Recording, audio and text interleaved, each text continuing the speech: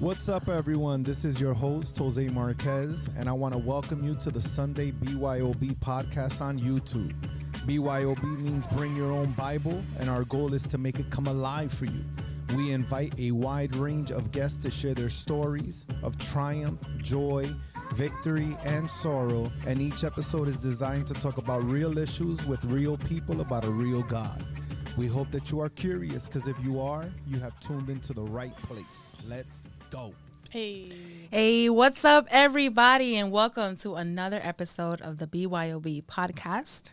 And I have here today my two very good friends and beautiful ladies. We have Chantelle and we have Nicole. Hey! Ooh, we get a round of applause. I love it. And you guys may have seen Chantelle maybe with a different do because she got a brand new look. Yes. But Chantelle was in our episode with the Type 2 and Type A, and we've also had her in Digital Transparency. We've had her in Red Flag. She's a favorite of the podcast. And we've had Nicole. She's done also the Red Flags. We did one together on Red Flags and relationships, and you did one recently with my husband Jose with the body, soul, and spirit.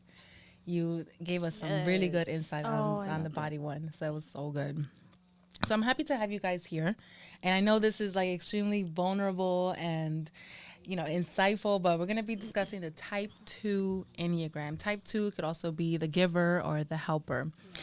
And I know that after Jose and I did the Enneagram test for the first time, this was sometime last year, the first person we shared it to was you and Phil. Yeah. And we started doing like these like one-on-one like Zoom calls. Yes. Yeah. And we like broke down the one, which is my type. We broke down the Type 7, which was Jose, and the Type 8, which is Phil. And we had some long conversations and like really like deep rabbit holes that we went down. It was so fun. And then we never got to do the Type 2 because, right? You know, the helper, because everybody else go first. So we'll go last. It's okay. Yeah. And I kept telling her, like, we got to do the Type 2. But, you know, like life got in the way, COVID, weddings and honeymoons and all kinds of stuff. All that stuff got in the way. But now we're going to do the Type 2. Yay. And it's going to be an episode. I wish Phil was here. So we could have, like... No, he'll be tuning in, baby. Yeah, maybe we could do like at some point phone a friend. You better. No, I'm gonna send him the link directly to his text. That's it. So I know that he sees it. That you listen. So I want to ask you guys, what was the first impression you had of the Enneagram? You want to go first? I say you go first because you're more familiar with Like, it. You guys are such Type 2. It's like, a do 2, you want to and go first? There I am giving you. So when I first read my Enneagram, and you know, I'm sure Jose and you and I don't know if you had the same reaction, but there were some things that I was reading and I was like, nah, I need to take this test again because this doesn't sound like me. Yeah. So I think the sin for number 2s is like Pride. Yeah, and I'm like, pride? Yeah, right. Do you see everything that I do? So yeah, at first I was like, okay, whatever, another personality test. But you know, when I actually kind of like took time to read it by myself, because when I first read it was with Phil. When I took time to read it by myself, and you know, I included God and everything, he revealed to me in the ways of how I can be prideful, but like internally, like not so, more internally than outwardly. So it's like a hidden pride. And I was like, oh snap. That's how it was for me too. I was like, I don't like how this sounds for me. Yeah, that's not how. Yeah, it's not. I don't want to do all that digging and deeping. So how was it for you, the first impression? I would say on point, but I also got a little defensive with certain things it said. I was really into figuring out, you know, what they meant by high 8s or, you know, being on the lower end, what that really means. But I feel like I also got some good insight to where I'm not big on zodiac signs where, a Cancer does this. Scorpio's known for this. But I feel like it's the same aspect with an Enneagram, but in depth. So I'm ready to dive in. Yeah, I love how it has different levels because one two may not look like another two, Yeah. male or female, Yeah, and that's yeah, because yeah. we're on different wavelengths of that Right. type. So I think that's pretty cool. But I wonder, why is it that like most of the first reactions is like rejection, like, of our type? Like when I first read, I was like, oh, who wants to be a one? That's so weird. I guess certain traits that fall into that pride category where you're like, oof, I don't look at myself to have this trait. Like, I don't want to be seen to have this trait. Right. Yeah. Exactly. And you're like, Yeah, "Ugh." yeah. So you kind of get defensive, like Yeah. I mentioned earlier, with that description of Right. like, oh, what do you give me a Like, number you don't know for? what You he's don't know talking me. about. You don't know me. From, you Right. don't know me from a can of Yeah, paint. I had the I was about same to fight this reaction. Enneagram test. Like, I feel like for me, it's like as someone else knowing Right. my negative traits. Like, Yeah. I want to show you the good stuff. I don't want to show you like absolutely. all my ugly. We wanna I be don't want you pleasant. to. Yeah, I don't want you to know like, you know, the 3 heads of my Medusa. But That's talking a about visual. you're talking about Yeah, it's you a know, great visual. that's what it feels like Just sometimes. things coming out of her. Yeah, that's what it sometimes feels like. But talking about characteristics and stuff, I'm going to read to you guys what some of the traits and characteristics of a type 2 is. And maybe it resonates with some of you guys. Maybe you know a type 2 and you can say, oh, wow, that's my spouse or that's my mom or that's my sister, that's my friend. The deepest fear of a type 2 is being alone or unloved. Their coping mechanism is to take care of others and making themselves central in other people's lives. And their core motivation and longing is to feel loved and appreciated.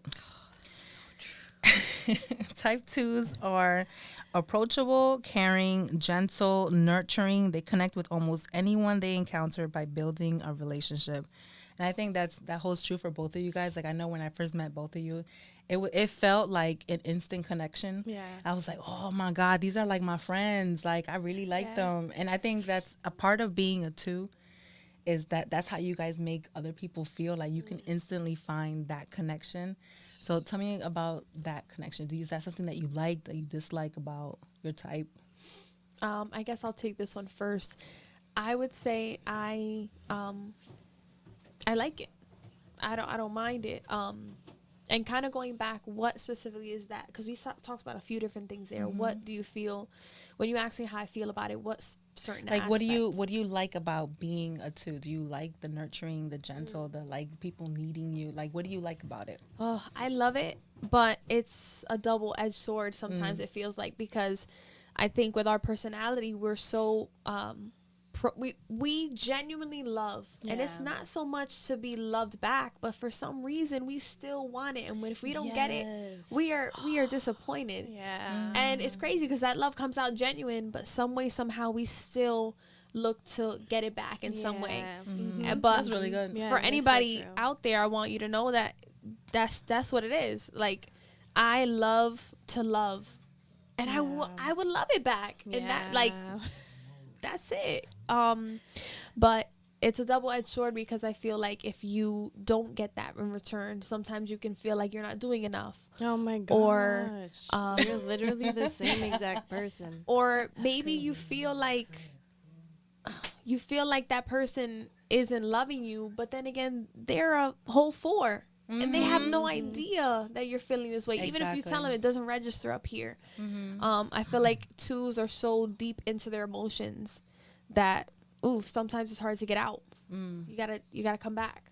Yeah, it's true. It's true. So it could be a double-edged sword, but at the end of the day, I do love it, because I love to make people feel good, and I feel like that's part of my character. And also, in part of the podcast I heard, and I'm gonna keep this brief after this, he said that we like to match the energies in the room, so that we can satisfy everyone in that room. Like, okay, I'm not being too much. They're in a chill mood. I gotta be in a chill vibe. Like, you're always trying to match that energy. Yeah. And I kind of liked that in a way, because it's so true for me. Like, if someone's upset, I don't want them to think I'm not in it, feeling that empathy. Upset with them, that empathy. If someone is like, hey, I don't want to be the blah person in the room. Okay. I want to make them feel good. Yeah. I want to make them feel good about the way they're living their life. Yep. So I'll leave it at that. With That's my amazing, because that's like a lot of the stuff that I read was like exactly what you just said. It's so funny. What about you? What are the things that you like about type 2? She said it, like all of it. She was talking and I'm like, that's my brain right now.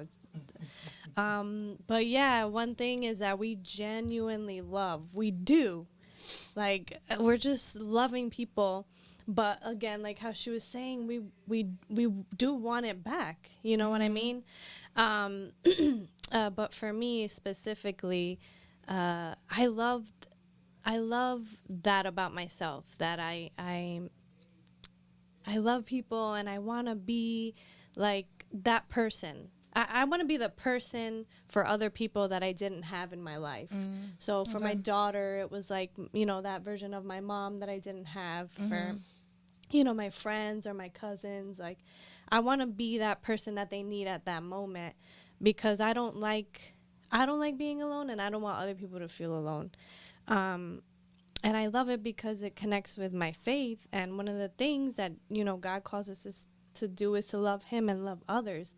And I feel like twos, like we know what that means. Yeah. We know what that means. You guys live it on a daily basis. Right. We live it on a daily basis, and it's a lot easier for us to like actually look at the person on the side of the road and stop for them, you know?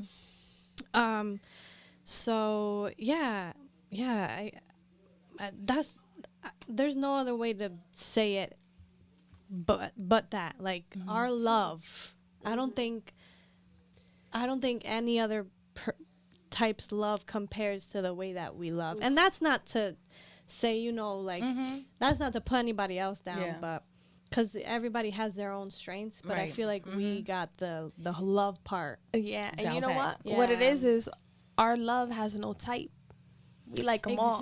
We love them all. Yeah. That's so and right. Yeah, our love transcends everything. It's so I'll inconvenience myself to help someone else out. Yeah. And my boyfriend can attest to this 100%. He's like, babe, but what's up? And then he'll explain to me, and I'm like, I know, but I have to help. Right. Like, I'll inconvenience if I'm late for work, but I see this old lady struggling to get a card out, and I gotta get out of my car in the cold ass winter that I despise. I might, and sometimes we're like, did she got it? Oh, okay, she got it. And then boom, I'm on my way. But it's that deep for me. Yeah. That's amazing. Oh my God, you're so cute. Well, some of the unhealthy characteristics, we'll go over that too, because like you said, there's strengths and there's weaknesses in every type. But the unhealthy type, they try to gain control over relationships and may become overly clingy or overbearing. They play the victim card to gain sympathy. They can be manipulative, blaming others for their misery.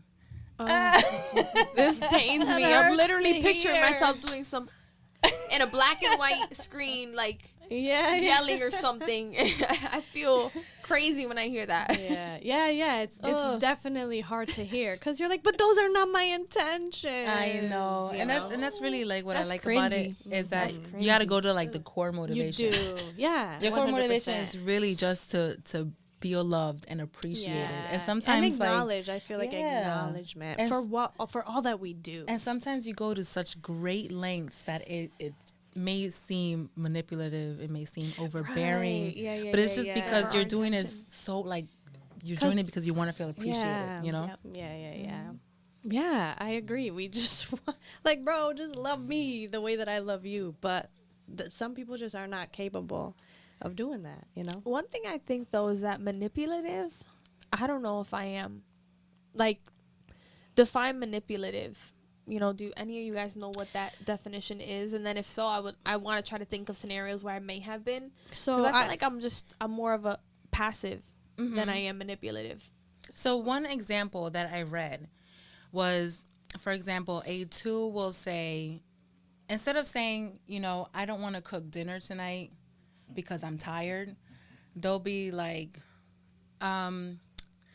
so maybe we should do this. Maybe we should go out and do this. Instead of saying, I'm tired, I don't want to cook. Oh my God. They'll say like, that's not a good example, but I won't say it. I won't say it. If I don't want to cook, I won't say it. Exactly. That's the problem. Like Yeah. you'll manipulate the Yeah. other person to thinking, well, maybe she doesn't want to. Is that what she means? She doesn't want to cook, or maybe she's just tired. But I don't really know. Damn. What could it mean? So you're like these little subliminal messages, like, oh, maybe we should go out to eat instead of just saying, listen, I've had a long day. Right. I don't want to cook. Right. I don't have nothing to cook. I'm out of ideas. Can we just take a break?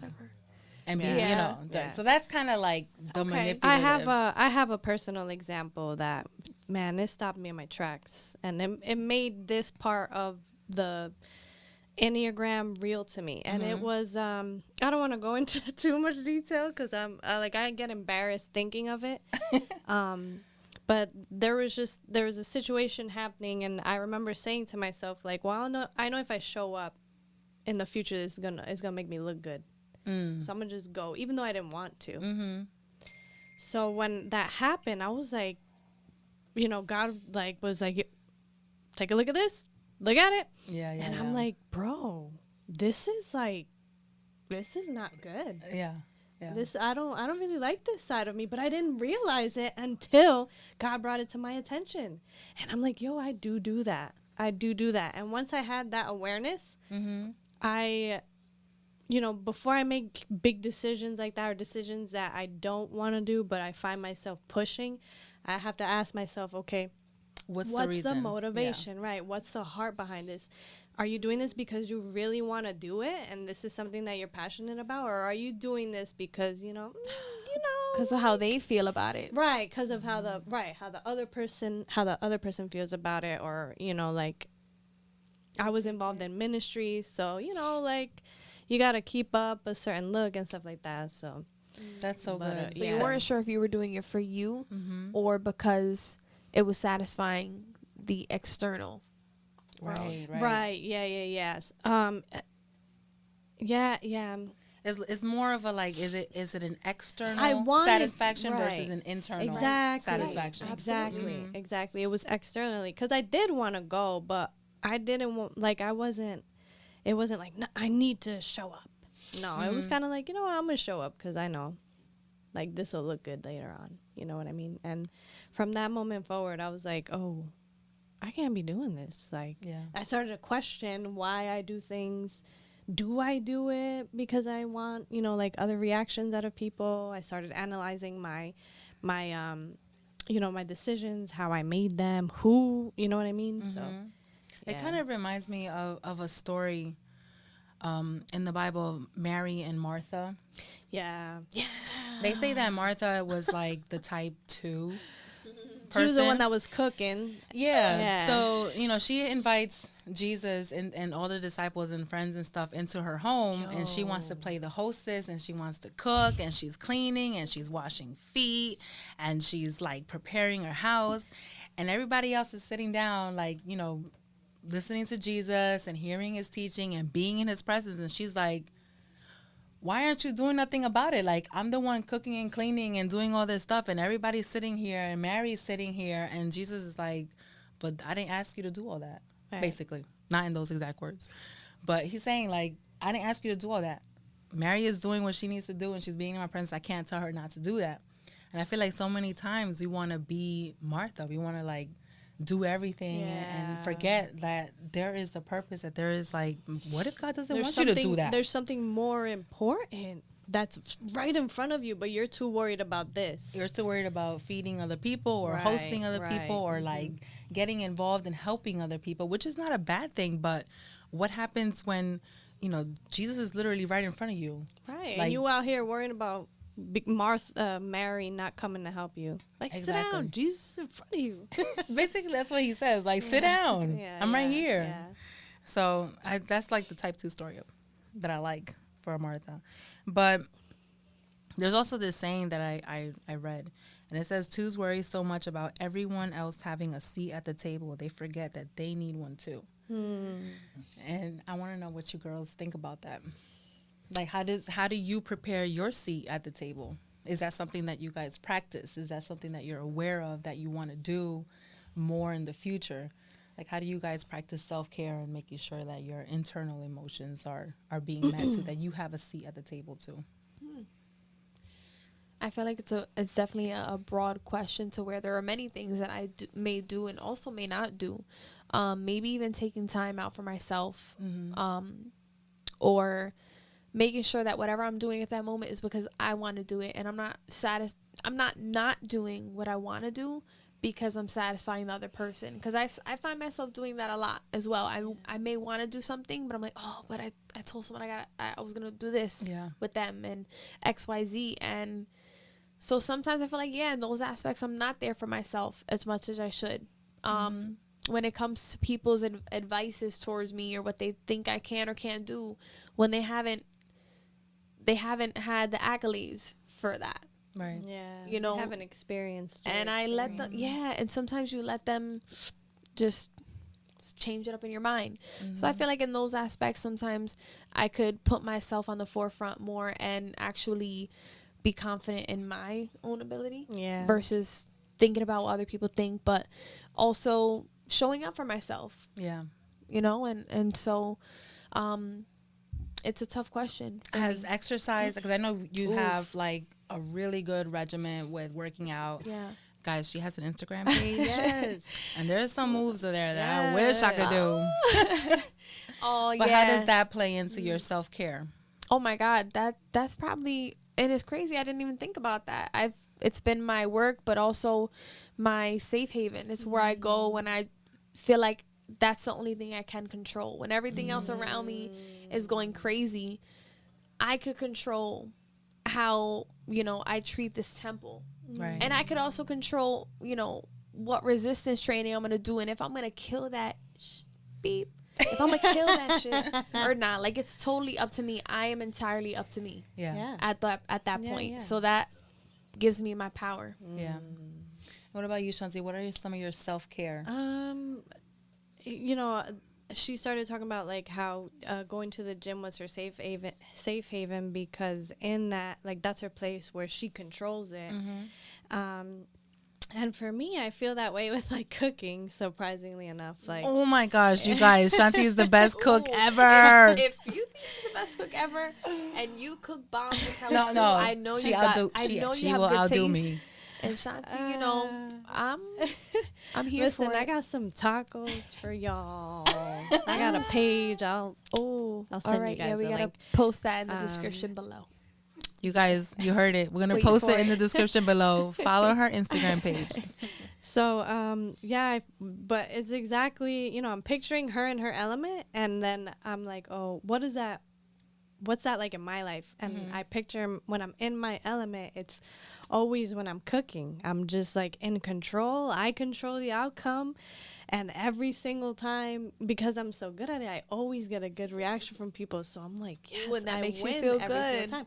Right. And That makes you feel like good. when you have a client, You're too. like when you have a client and you start seeing like people and their results and stuff like that fills you up. You're like, oh, I love this. I love seeing other people. Chills. right? Yep. But it's funny that you asked this question, and I'll keep it super short. As you know, I cut my hair off, and the reason why, number one, was because the short version, as I like to say, is because my hair was too damaged, and I just want to get rid of it. That's the short version. Long version is when I was a kid, I always had short hair, and I had like a lot of insecurities. Growing up, my hair finally grew, so I was like, "Oh my gosh, your hair is so beautiful! Oh, Shanti, don't ever cut your hair." So I always kept my hair long for other people. I kept it long for my husband because my husband likes long hair, and God forbid, I don't want him to think that I'm ugly or anything like that. So yeah, I just had this moment, and I'm like, bro, my whole life I've been leaving my hair long, struggling. Just to make other people like me or, just so that they could think that I look good. But I had a moment with God, and he's like, you're finding your identity in your hair, and you're giving your hair too much power. So I was like, all right, I'm going to cut it. And when I cut it, I looked at myself in the mirror, and I was like, I took a shower. It was wet. I did like a little style, and I was like, damn, wow. Like, and not like to be, not trying to sound conceited or anything like that, but I was just so shocked at how good I looked. And my whole life I didn't cut my hair because I was afraid that I would look ugly. Wow. So yeah, that was like a huge move in my. This was a huge move in my life, and like I look at things so much different now. Like I'm starting to contemplate all my life decisions after this. That's a big self-care. Like to be able to realize oh man, this is what's holding me back. Right. And then coming from a 2, I feel like this is what a healthy 2 looks like in their journey. So I'm like, oh, I like this 2. And that's one of my wings. Like the wings is a wing 2. Sometimes I feel like I'm right down the middle. I could be wing 9, wing 2. It depends on, I guess, the day. But sometimes for me, like I have to remind myself too, like I need that self-care moment. Like I need to like, what do I do for myself? Like aside from, you know, whatever else I do, like I need to do something like a hobby. I need to like do something that's just me. That's more than you helping someone else and feeling good about it. That's more than anything that has to do with you giving. How about you give yourself? Exactly. Yeah, like, you gotta take care of yourself and love yourself first, but really, really, really love yourself before you go and decide that you want to go and love someone else. There's no like external motive. It's more like, what am I doing for me? Like, what is it gonna be for me? And then you go into the relationship when you're confident, you love yourself, and you're like, this is just a person that I'm doing life with. Yeah. You know, there's no expectations. There's no, you know, weight that they have to carry. So, And how has being like doing self-care, how does that help in your relationship, like with Chico, your relationship with Phil, relationship with friends? Like when you do self-care, are you a better person in your relationship? I'm not Medusa. Pretty much. I mean, I feel good. I feel accomplished. I feel like with him and all that he's doing right now, I feel like it puts me in my level of this is what I'm doing to keep going as you are with your journey and your at your endeavors. So that makes me feel great. Nice. And what about you in your relationships? As a mom, I see too. it. I was just gonna say that I see it specifically with my daughters. So the night before I cut my hair, my oldest daughter was like, "No, don't do it. Like you're gonna look like a boy. I like your long hair. Yada yada yada." Finally, I cut my hair, and she saw me do it, and she was like, "Mom, I want to cut my hair too." And you know, and I spoke to her, and I'm like, "Hey, you know, like this is a big deal. You know, people might say stuff," and she's like, "No, I want to do it. I want to do it." So she cut her hair. And that was just like an answered prayer for me, because my whole journey as a mother, my prayer has always been that I want to be the biggest influence in my daughter's life. Wow. I don't want her to have to go to her friends. I don't want her to have to, you know, look on TV or on shows and be like, I want to be like them. I want her to look at me and be like, I want to be like my mom. So I've noticed the more that I care for myself and the more that I'm like firm in my decisions about me, it makes me connect with them and be a better, I don't know, it just makes me connect with them on a different level. Like it's being confident in myself helps me to not like choose my kids before me, but in a healthier version. Nice. Yeah. So, you know, when I make decisions for them, it's no longer about me, it's about how is this going to affect them in the long run? Who do they need me to be right now? You know? So yeah, I got to that place of like putting myself first. Yeah. And yeah, I love what it's created with me and my 2 daughters. That's amazing. And I don't think it's coincidence. I think it's just really cool how you guys are both type 2. And in moments of stress, the 2 takes on the negative characteristic of an 8.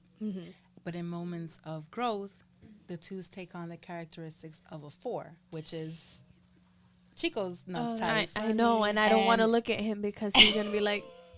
And an 8 and sure enough, he did. I'm like, so it's like both of you guys are in a relationship with your stress growth situation. Yep. So I guess for you, the question goes first, Shanti, because in moments of stress, the 2s take on a negative characteristics of an 8. which can seem demanding, controlling, taking charge of everyone and everything, and blaming people for their unhappiness.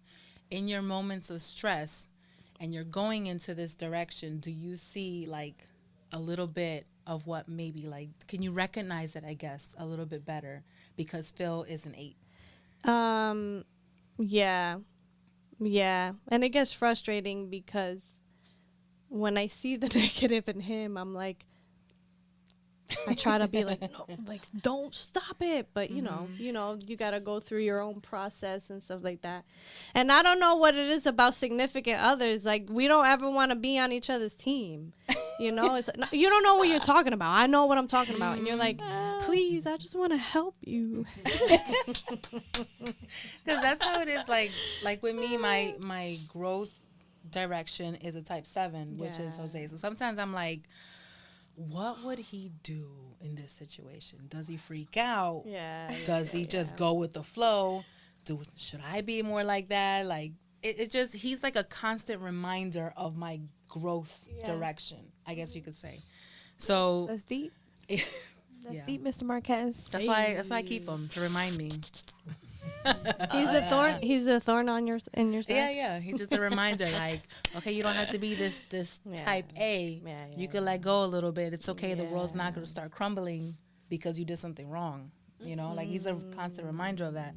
So for you, Nicole, too, like how is Chico a reminder that you have to grow towards that 4 when you're in growth? You're heading towards the 4, which I'll give you a little bit of background, but the 4 is okay with authenticity. They're okay to focus inward, investing in yourself by doing creative things, feeling good about yourself when you're not helping someone else, and they express their own needs, including saying no. Mm-hmm. So do you find yourself sometimes growing in that direction? I do. And I'll say it for 2 different reasons. I'll say it because, you know, he's okay with saying no. Whereas I'm like, you know, like, oh my God, but are they going to get upset? So he's like, babe, you don't want to do it? You don't want to do it. So I'm like, you know what? You're right. Fuck, you know? And I just need him to steer me in the right direction. And I say the second part because I know there are more characteristics in that Enneagram that speak on them kind of like bringing you back to reality, snapping you back, like keep me grounded. I feel like he's kept me grounded, but he's also kept me so uncomfortable that I have no choice but to grow. But growth is uncomfortable. Growth and is it's so uncomfortable. Like I'm constantly uncomfortable. I'm constantly moving around in my chair like, because I feel like his creative mind keeps me on my toes. You know, anything he wants to come up with, I'm like, oh man, what am I gonna do now? Oh, my turn. Dang. And so even if we just blurt out different ideas, and he doesn't think that I really appreciate those things, but I do. Even if we don't focus on the same thing, we're still aiming towards the same goal, which is trying to make a beautiful life off of our passion. So I feel like those are the 2 reasons why I feel like I am going upward. There are some other factors, you know, that are always shaky or like more like ooh, but for the most part I would say like this is a positive thing that we have. That's really cool. That's really good. And how do you grow into your type 4? What are some creative ways, I guess, that you can? Could you reread it for me? Yeah. Thank you. So in growth and security, 2s move towards a healthy 4. They're okay with authenticity, okay to focus inward, investing in yourself by doing creative things, feeling good about yourself when you're not helping someone else, and they express their needs, including saying no. And I feel like personally, I've seen you, Shanti, grow into this healthy 4, like a lot. Honestly, growing into the healthy 4, man, it like I have to humble myself sometimes because I can get like really haughty and stuff because I don't know, I just like I feel good and I feel like I'm unstoppable and like you can't stop me, get out of my way, I'm gonna do this, you know. But yeah, I can definitely agree on that part of being creative. Like when I'm healthy, specifically like in my cooking, it just goes, and I just make stuff up. Could you say a couple other? And I feel like also with like, I know you had mentioned before to me about homeschooling Aubrey and things like that. Like that is, that may not be like the most creative, but that is like, yeah, it's a huge deal. It's and a why I huge would deal. choose to do it. Yeah. So Aubrey's always struggled in public school, not so much academically, but she's creative too. She likes she likes being out in nature and like playing in the dirt and finding bugs, and you know what I mean? She doesn't want to sit in a classroom for 8 hours and listen to somebody talk. And I remember being the same exact way in school. I did not enjoy school at all. And I think what I enjoy so much about that decision that you made, and I always tell you, like, I'm so proud of you for doing that, is just because you could recognize being authentic. Like, you can understand, like, okay, my daughter does not do well in this setting. Right. So, like, I'm not going to be like, oh, well, she has to do it because it's just how it has to be. Like, you're authentic to her, to her needs. Because awesome. because we all learn differently. Even as adults, you see it. We all learn. We all love differently. We're just different. We're all different. We were brought up differently. So, I was just like, you know what? I'm not going to be hounding my daughter. Like, you need to get good grades. Because I knew what that was like growing up. And it didn't inspire me to want to continue education. I didn't. So I'm like, you know what? No, I can't do this to her. I have to see what works well with her. And I noticed through the pandemic, when it first happened, we had like a couple of months where we were just doing schooling at home. We didn't do the whole virtual thing. And she did so well. And even like when she's doing her homework and stuff like that, and I'm explaining things to her, she just picks it up and she asks questions and, you know, she makes connections, which is something that I don't see her doing in class or virtually. So, you know, I'm already a stay-at-home mom. My little one, she's getting older. So I'm like, you know what? If this is just a small sacrifice that I got to make so that she thrives as an individual when she gets older, then I'm going to do it, you know? That's my healthy too, like sacrificing myself. It's not like, oh, gosh, I have to do this. No, I want to do this for her because I know that this is going to be good for her when she's older. And how was the pandemic, by the way, with you guys? Like, I know, like, being able, that need to I loved it. Let me tell you. I was everywhere. I was like, listen, cans. Like, I was in ShopRite grabbing stuff. Listen, call me if you need me to go food shopping. Like, I was in it. I was home cooking because Phil was home. So I honestly, I enjoyed it. You know, like, it's unfortunate, right? It's a pandemic. Yeah. But I enjoyed the time, and I enjoyed being able to help people. Nice. And and it actually made you realize how much more important that bonding time is. That's all you had. In addition to everything else, but in quarantine, that was all you had. What was the question again? How was the pandemic, COVID-19, like, for a two? How was it for you? I think that it's interesting you say that because you have a two that lives with her husband, and then you have the two that is in a relationship with her boyfriend that they don't live together. So it was funny because the very first few days, and I don't know if y'all can relate, but I want to invite the audience into this. You know, you picture this. You know, you're with your man. And you guys have to, so your mom is, you know, Spanish mom, overprotective, but also very worrisome. So going to your man's house, we went and we hung out 6 feet apart outside with masks on. We didn't know what the hell was going on. We're talking about That's so 2 funny. weeks into the pandemic or so. We just wanted to see each other. We just wanted to chill. And the fact that we couldn't made a two feel a little lonely. But we made the best of it. We had like Zoom movie nights. Like, shout out to whoever came out with that idea. Shout out to Zoom creators. Shout out to you, Zoom. Sponsored by. This isn't an ad. So we would watch movies. I mean, I still had my lonely feel as well, and as a 4, I don't know how that felt for him, but I'm sure as far as his love language goes, it suffered on both ends. I feel like they correlate so much. So yeah, for sure, I agree. it was tough. It was definitely tough.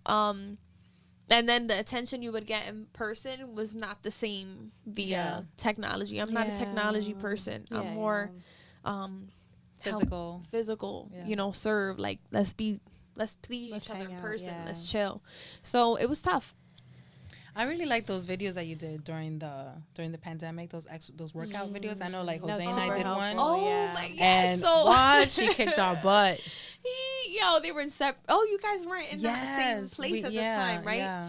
And they were literally working out with me on Zoom. Yeah, it was so much fun, and I was like, "Oh, she is really like." Yeah, I was in pain. Oh man, she'll hurt you. Well, I want to talk about wings for a little bit.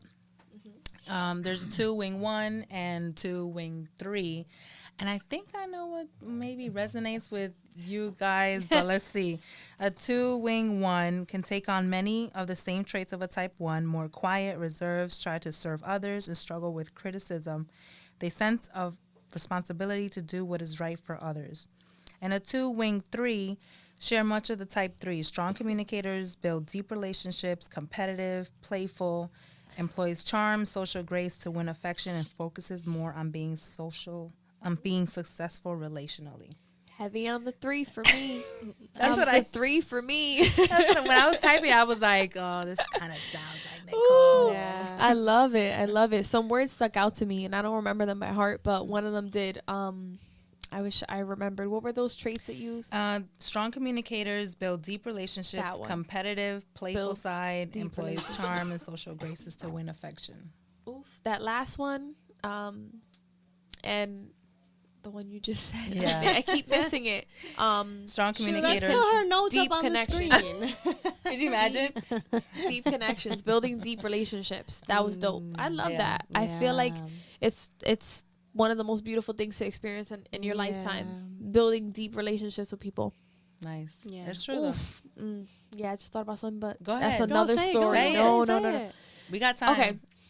I was going to say, and again, audience, if you guys feel me on this, let a sister know, because I am such a lovable person that I felt guilty at times when I decided to get into my next relationship, because other people be like, "Damn, Nick, man, she always had a man." Mm-hmm. And it's like, and my sister has asked me, how does it feel to have loved have loved more than once? Because she's only been one person, I would say, that she built such a strong connection with and had a child with. Catalina, I love you.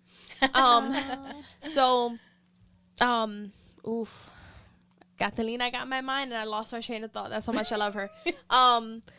So she asked you, what is it like to love like different people? Oh, yes. Thank you, Shanti. So she mentioned to me, she said, how does it feel to have loved multiple people? And I said, it's a beautiful thing, because even though we are no longer in life together, it was beautiful to know them as strangers, to then become friends, to then lovers, etc. And it's crazy to see those relationships evolve in life. So I told her it's a beautiful thing, regardless of whether you're not with them or you are. It was a genuine feeling at the time, and it meant everything. Yeah. So regardless of the outcome, yes, so you still loved, and you still wanted to feel, appreciated. Yeah. So guys, don't feel bad for feeling like you get into something with another person. I felt guilty for a while, like, ooh, I moved too quick, and still sometimes I wonder if it reflects into my relationship, but overall I feel good about it, because the person that I'm with now has made me grow more than anyone that I know, and now this is where it becomes like real. Like, are we gonna get married? Like, y el anillo pa cuando? My dad that was for you too, Chico. My dad wants me to get married, baby. Listen, he literally said it. He's like, I want to see you get married. Me too. Aww. I couldn't believe he said that. He literally said, I haven't seen any of my kids get married. Well, yeah, Angel, my brother, yes, but one of his daughters, never had a daughter. Oh, and that's really special for like a dad. Oh, yeah. Listen, definitely. Yeah, but anyway. And what about you, Shanti? Which one do you think you related to the most? Definitely number one. Yo, definitely number one. I wish I would have said it before, because I was like, I feel like Nicole is a 3 wing, and I Yeah. feel like Shanti's a Yeah. 1 wing. But I'm not gonna say it because what if I'm wrong? Tell me Yeah. about that, Shanti. Why? List the So the a things again. 2 wing 1 takes on many of the same traits of a type 1. They're more quiet, reserved. They strive to serve others and struggle with criticism. They have a sense of responsibility to do what is right for others. Yeah, all of it, everything that you read there, that's me. Super quiet, like obviously with my friends and stuff like that, I let a little bit loose. But when you first meet me, Yeah. I'm reserved, I'm quiet because I match people's energy. I don't want to do too much. I don't want to be that person. You know what I'm saying? Striving to serve others all the time, always. Like that's just my life. And then the last, what was the last one? Sense of responsibility to do what is right for others and struggle with criticism. Okay, Sense maybe I'm of a 1 as well. responsibility. No, I feel like sometimes you could be a little bit of Yeah, both. you could be a little bit of both. Yeah, But yeah. that's on point, Shanti. I like But that. that last one, sense of responsibility to do right for others. Yeah. And I've literally gotten fired from 2 of my jobs because it was just me speaking out, like for my coworkers, because I felt bad. But yeah, like all of it, Yeah. like I want to be that person that speaks out for people, even though I'm quiet and reserved, and it takes a lot of me to like act, you know what I'm saying? But yeah, that's awesome. 100% me. I wish I would I have love it. had that disclaimer before because I got it right. You did. So I want to just read something that I read in this book called Becoming Us. I know I've mentioned this book a lot, but it's like one of my favorite books on the Enneagram. And it says, you see the world through relationships. This is in regards to a type 2. You see the world through relationships, believing that all people deserve to feel that someone loves and cares for them. You take a genuine interest in others and support anyone in need through your acts of service, helpful advice, and nurturing disposition. Because your natural sensitivity and empathy to the needs of people who are hurting, you intuitively know how to help. You feel responsible to provide support and attend to needs wherever you encounter them. However, the immense depth of need and suffering in our world can often leave you running endlessly with no time to take care of yourself. When your heart is aligned with the gospel and you learn to take your longings to Christ, you begin to take care of yourself and your own needs, knowing you are wanted and loved apart for what you can do for others. From that place flows selfless generosity and encouragement, a redemptive source of kindness and love in our world. And I think that is so true. It's a beautiful picture of what the gospel could do in your heart. And I think that's like, it was so spot on when I read it and I thought of both of you guys. I was like, this is exactly like Nicole and Shanti. So I want to thank you girls for having this conversation with me. Thank I know you it was for like having long us. overdue, but I'm so Yes. glad we did it. I'm so glad Yeah. you guys were vulnerable. Thank I'm so you, glad you thank guys are here, and I thank you really from the bottom of my heart. You guys are awesome friends. Oh, what a good time. And Yeah. can I just point out, I haven't known Anna long, but, you know, she married my cousin, so that's already a good thing. And for her to kind of know that I'm a two, and I don't know if it's because Jose said anything or just these encounters we've had, but it's deep. It's dope that you can sense that in somebody. And I appreciate it. I do. Thank you. I appreciate you. And I appreciate you guys too. So if you like this podcast, please make sure you subscribe. Please make sure you follow. Please make sure you share with your friends, with your family, with people who you might think are too. Take the Enneagram test. Let us know what your type is and follow us because we have a lot of information on other types. See you next time. Bye.